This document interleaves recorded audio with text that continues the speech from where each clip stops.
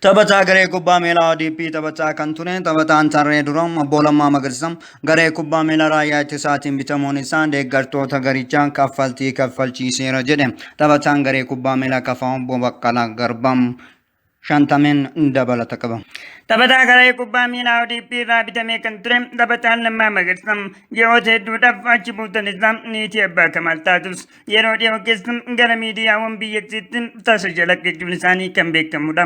Haa ta'u malee miidiyaawwan tokko tokko ibsa taphataa kana hin gabaasnu jechuun isaanii waan galata dagatan fakkaata.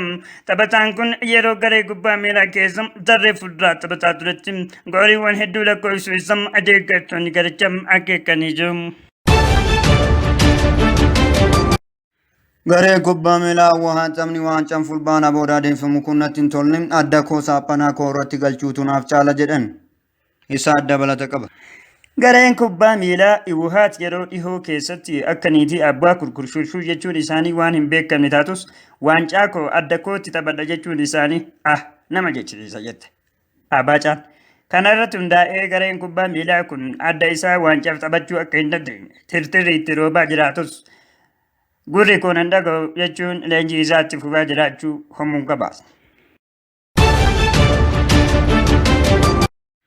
Garee kubbaa miilaa waan taphni waancaan fulbaana booda adeemsifamu kun natti hin tolle adda koo saaphanaa koo irratti galchuutu naaf caala jedhan isaa dabalata qaba.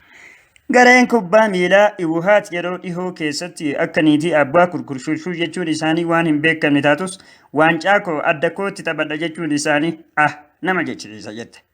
Abaacaan kana irratti hundaa'ee gareen kubbaa miilaa kun adda isaa waancaaf taphachuu akka hin dandeenye tirtirri itti roobaa jiraatus gurri kun hin dhaga'u jechuun leenjii isaatti fufaa jiraachuu homuun qabaasa. Taphni waancaa Itoophiyaa bara 2012 fulbaana 30 boodatti akka gaggeeffamu ibsi darbeera jetti oduun teenyadhaan EBC'n dabalata qaba. Eegee galee waggoottan hedduu kan lakkoofseen taphni kubbaa miilaa Itoophiyaa dursa garee kubbaa miilaa Baay'ee fi garee Badhaadhinaatiin durfamaa tureera. Haa ta'u malee yeroo dhiyoo booda gareewwan kubbaa miilaa hedduun walitti makamuu isaaniitiin taphni waancaa haala diimaa fi magariisa hin qabneen waan taphatamu fakkaataa turte kan jedhan taphataan garee kafaa obbo Jawaar Mohammad mormii guddaa taphattoota garee Badhaadhinaa hundaaf yaada isaanii dabarsaniiru. Taphataan garee kubbaa miilaa kafaa obbo Mararaa Guddinaa yaada ofii akka dhiyeessetti taphataan abbichuun taphoota xiqqoo hirmaatan irratti gooliiwwan hedduu lakkoofsanis yeroo hunda akkuma irratti hin jirre kophee isaanii fannisuuf deemaa jiru jedhame.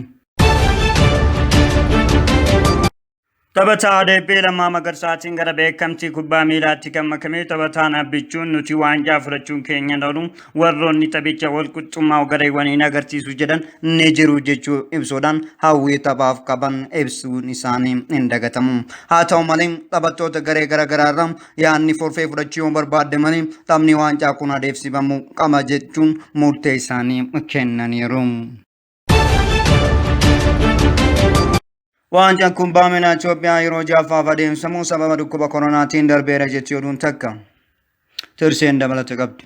Waancaan kubbaa miilaa Itoophiyaa yeroo ja'affaaf adeemsifamu sababa dhukkuba koronaatiin daddarbuu isaa eega gurra namaa buutee turteerti. Haa ta'u malee taphattoota kubbaa miilaa adda addaa irraa dhukaasni irra baabanamuun dhugaadha. Haaluma kana irratti hundaa'ee taphataan garee kubbaa miilaa tarree fuulduraadha taphatu mariin malee adda murteessuun dorgommii waancatiif gaarii miti jechuun gareewwan kubbaa miilaa hedduu walitti qabuun dubbisuu isaanii ni yaadatama. Garuu gareewwan tokko tokko dubbii isaanii waanumatti shittuu lakkaa'uun hin fakkaatu. Kanarraa kan ka'e deeggartoonni garee kubbaa miilaa Badhaadhinaa waancaa fulbaana 30 booda adeemsifamu irratti kaardiin diiman akka baay'atu ibsa baasaniiru. Warroonni simboo tiyuub sabiskiraabiin goone waaqni isin haa jetti oduun teenna xumura dabalata qaba. Warroonni oduu simboo tiyuubiin Bohaaranii osoo laayik sheerii fi sabiskiraabiin godhin darban rabbiin harka isaanii dheeressuun jabina isaa kennuuf jechuun hoogganaan paartii simboo ibsaa ariifachiisaa kennaniiru. Oduu keenya kana har'aa asuma irratti hin goolabnu. Nagaa jala oolaa jechaan asumatti calaq jennaan paartii keenya kana yoo jaalattan sabiskiraayib gochuun hin dagatinaa.